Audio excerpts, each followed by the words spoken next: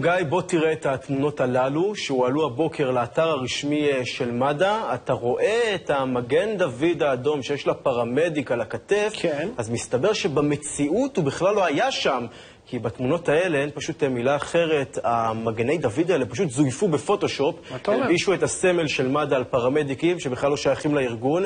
כך נראות התמונות המקוריות.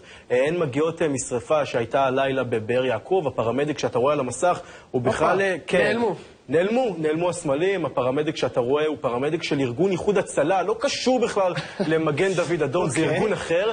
אז למה שמישהו ידביק בפוטושופ את הלוגו של מד"א? אז בוא תשמע, זו כבר התגובה הרשמית של מד"א. מדובר ביוזמה פרטית של מתנדב שהכין עיבוד מחשב למטרות אישיות. משהתברר כי התמונה הופצה בטעות, אז מד"א אסר את השימוש בה ואת פרסומה. בוא נסתכל על הצד החיובי, גאוות יחידה, מה רע? בר שמור, תודה רבה. רק להיות בהגינות. ברור. תודה. טוב, עכשיו...